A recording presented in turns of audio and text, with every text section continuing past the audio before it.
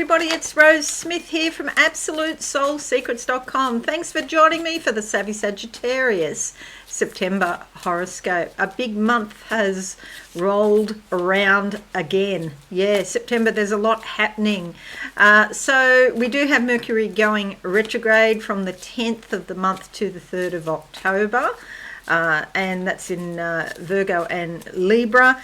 Also, a lot of the star signs have a thing called a finger of God, or a yod. And this is a very creative and spiritual sort of energy. And for you, it's being focused into your house of the higher mind. So you might really be thinking about ways that you can grow your life, whether that be through study or perhaps travel. Or associated with people, being associated with people from other countries. So with the study, it could be formalised study or not. You might be sort of researching on your own and learning on your own. But it's also to do with spirituality as well. And in some way, your life gets bigger this month. So that's good news. The other thing to note is that Uranus is going retrograde from the 24th to the 23rd of January next year. This is quite usual. These outer transpersonal planets, they often go retrograde for months and months. And because they're so far away and so far out there, we rarely notice them. But if you are psychic or particularly sensitive, you might notice that there's a difference, a new way of dealing with your normal everyday habits or your normal everyday work, well-being or health, because it's there in your 6th house. Okay, just to briefly explain what I do, I like to draw 2 tarot cards as theme cards for the month for you, and then we'll have a look at your horoscope in depth. If you're new, subscribe and be alive and hit that notification bell right now. Thank you very much. Let's go to the board and see what the cards have to say. First up, here's your horoscope, and we'll come to that shortly. Okay, so the first half of the month for Savvy Sagittarius. Closing my eyes now. What do I see? I see a line across, just a line across, like in space in front of me. Maybe this is about dividing your life or segmenting your life in some way. What is business and what is personal? What is sort of to do with relationships? What is to do with you and your inner beliefs, or something like that. It's like making a division or a barrier perhaps, or being more assertive, putting your boundaries down, putting your structures down. I don't think it's a bad thing at all, okay? All right, let's see what card comes up. We have the 4 of Pentacles. This card has been coming up, I think it's just about every reading I've done today. And you'll see there's these sort of mountains on both sides and at the back. This is about money and trying to figure out, especially if you have any sort of financial concerns, it's like you're trying to figure out a way through. There is a pathway through. It's not necessarily a straight path. It could be a little bit windy or twisty. So you may not see what's coming very readily. But there is a way through these issues. So don't be, too concerned. Yes, you have to change, and yes, there's effort and energy involved. Pentacles is a very earthly sort of energy, so it can be your finances, but it could also be your possessions or even your physical body as well, okay? Because the earth is your body. I don't know what kind of raven this is at the back. It might be a vulture, actually. And it's just saying, yeah, it's not necessarily an easy path, but it is a path. But it's certainly preferable to go that way than try to climb up that way. Would be very hard. So black is about things not that are evil. It's not evil at all. It just means unknown. And you might not know how you're going to get from A to B, but the important thing is to make a start. And once you start, you'll be able to see around the corner, because at the moment you can't see around the corner till you get going. All right, so there's a way through. Okay, the second half of the month, cards falling all over the place here. All right, close my eyes now. Second card of the month. Okay, this feels more lighter. It's like being in an aircraft, being a pilot of your own aircraft. I see it's like you're in the pilot's seat at the controls and you're getting ready to take off, and it's like a solo flight. So yeah, that is pretty scary.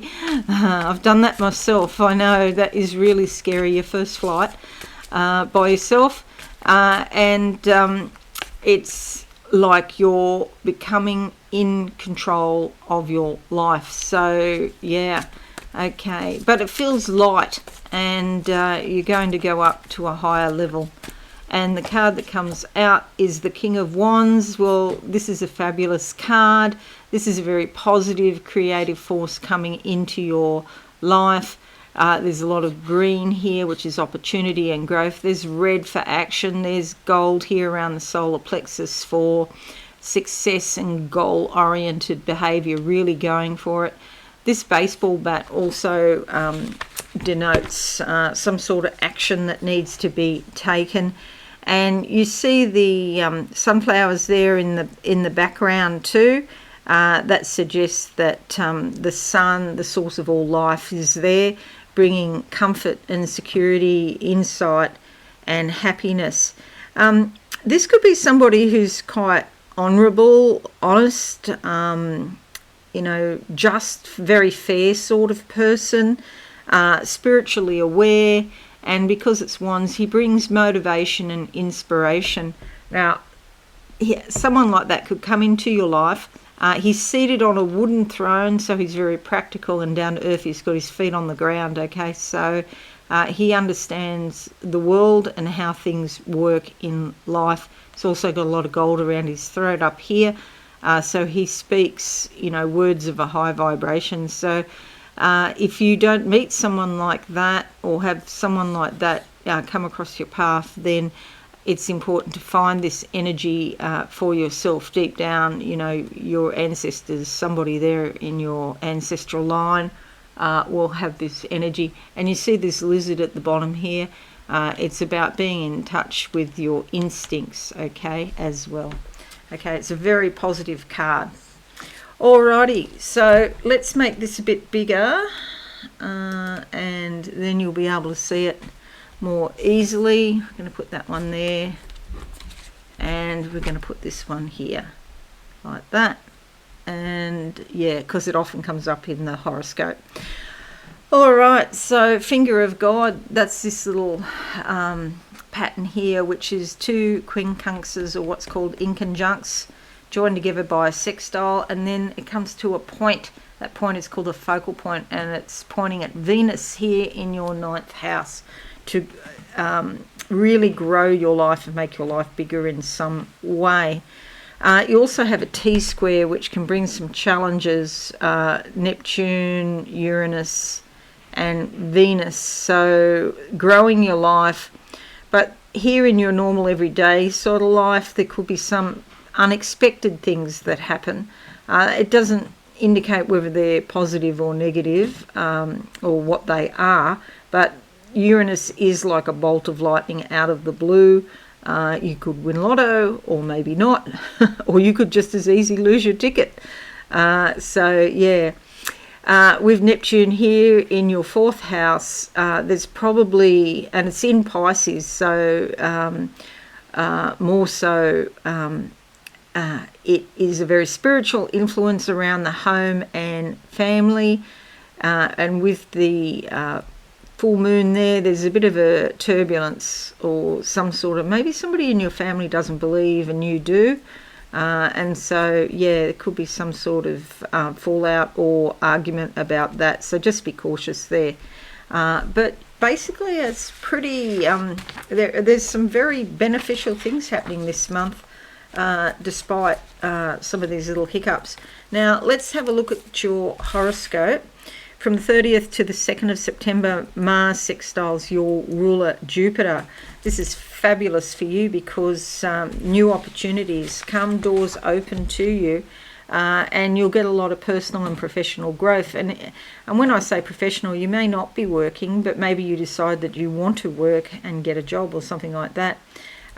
Where you go into partnerships or joint ventures with other people for mutual benefit to help yourself and them, then it's likely to work out quite well, actually. You're likely to have more energy than usual, and it's a great time for team sports. From the 1st to the 4th, Mercury oppositions your ruler, Jupiter, might make you a little bit mentally restless. And you probably don't have a lot of self-discipline during this. But if it's playing or taking some sort of risk, you'll probably be more interested. It's a great time for reading, though, growing your mind, taking a trip, or planning a vacation. 1st to the 5th sees Mercury trining Mars, which is fabulous for asserting your own needs and desires, to communicate to other people what you really want. And it's like you've got a lot of energy and you're ready to tackle problems that you haven't been able to solve in the past. From the 3rd to the 28th, Venus moves into your 10th house here, which is career, vocation, reputation, and sometimes a parent. This is very favourable because Venus is very polite and charming and tries to smooth things over. It's a great time for socialising and making friendly connections through your vocation or your work, and you could make a friend or meet somebody beautiful through your career. It's a great time to enhance your public standing and to create goodwill with the public as well. From the 4th to the 8th, Mars squares Sun. Watch this one because Mars can be a bit hot and aggressive. You've got 2 hot planets here. I know the Sun is not technically a planet, but in astrology it's regarded as a planet because that's how the ancients thought in those days, so they called it a planet. So just watch for, a hot temper and watch for incidents and accidents as well. Mars likes to push you into the future. So you're thinking about what you're going to do, you're thinking about the future, and you're not present in the here and now. Sometimes that can bring on an incident or an accident. And be cautious with knives with Mars as well. Mars loves to stab people. So if you're cooking using a knife, be cautious there. 6th to the 10th, Mars squares your MC. It's like you have a lot of confidence and you want to improve your life situation, but there could be some obstacle or somebody doesn't like that idea and they want to improve their situation. So just do as much as what you can on your own now. Best rely on your own resources during those few days. The 10th of September sees a full moon here in Pisces in your 4th house, as I talked about before, and at some point it'll be conjunct with Neptune. It could be a lot of fuzzy thinking at home or confusion even. It's a great time to have some time out. There's likely to be some sort of turbulence at home with family members, so just have time out. That's the best way to get around it. 31st to the 17th sees your ruler Jupiter opposition Mercury, which will be retrograde after the 10th. So before that, you're likely to be quite talkative and optimistic. It's like you see the world from a broader perspective, and you might even meet people that you could learn a great deal from. It's a great time for travelling, attending seminars and business functions, and also public speaking and advertising or contracts and agreements. But say after the 7th, because you've got to allow a little bit of time for the shadow period. Do be cautious in these areas because there can be misunderstandings. If you sign a contract, then something changes. You have to go back and review the situation again. And the other thing is with Jupiter opposition Mercury, especially when it's retrograde, you have to keep your feet on the ground because you might have more confidence that something's going to work. But it's a case of, it's best to be realistic. There's likely to be delays, so leave plenty of time for anything and everything, especially travelling. 13th to the 17th, Mercury trines Mars, and it's a great time to assert your own needs, but do be cautious because it's retrograde, because there could be miscommunications. And it is a good time for solving problems, though, of an intellectual nature. The 15th to the 18th, Sun opposition Neptune. So watch this because here's Neptune here at home, and the Sun could bring some sort of argument at home, or some sort of issue where things get a bit muddled up, or there's some confusion or vagueness. Be cautious of making firm commitments. 16th to the 21st, Mars sextiles Chiron, giving you vitality, spirit and inspiration, and you can work out innovative solutions to problems that you haven't thought of before. It's like you get these little flashes that will help you solve problems. And you could also become more interested in healing, whether that be emotional, spiritual or physical healing. 21st to the 23rd of October, the Sun moves into your 11th house here, which is fabulous for your friends, groups and associations, and also your hopes and dreams. It's like the Sun is shining brightly, and it's like you see things more clearly as a result. You'll probably be looking at more contact with friends, groups and associations. So if there is a group you go to, there might be some sort of events and socialising, and that would be good. That would be fun. It would probably work out really well for you. 23rd of September to the 10th of October, Mercury is retrograde in your 10th house. Here it goes back into the 10th house. Career planning strategies, or maybe looking at a new job or a promotion. You might be doing that, but with Mercury retrograde, there could be, again, some sort of miscommunication or misunderstanding. So best if you can put it off, but if you can't put it off, know that you'll have to go back maybe and sort something out. That's quite possible. None of these things are sort of guaranteed, and it depends on lots of factors. And also, I'm doing this for, the collective. Really, you have to have a look at your own chart or get a chart made up. You can get your reports from absolutesoulsecrets.com if you want to do that. Okay, 25th to the 28th, Mercury retrograde trines Pluto, bringing great depth to your conversations. People are likely to tell you quite personal and intimate details, but do be careful if anyone tells you any secrets or anything personal, that you keep it to yourself, because there could be some sort of confusion here. Also, there's a lot of energy here to investigate complex problems and get to the core of the solution. It's like shallow things just don't appeal to you at the moment. You want to get right to the core. The 27th to the 22nd of October, Venus moves into your 11th house here.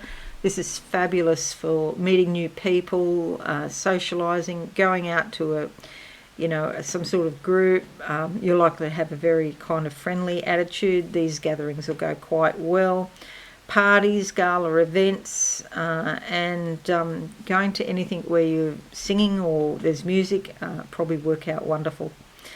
29th of September to the 5th of October, Mars trines Saturn, giving you excellent concentration. You're probably very serious about your work now, and even if it's normally frustrating work or detailed work, it's like you can go through and tackle problems that you couldn't solve before. So you'll get a good sense of achievement from the problems that you do solve.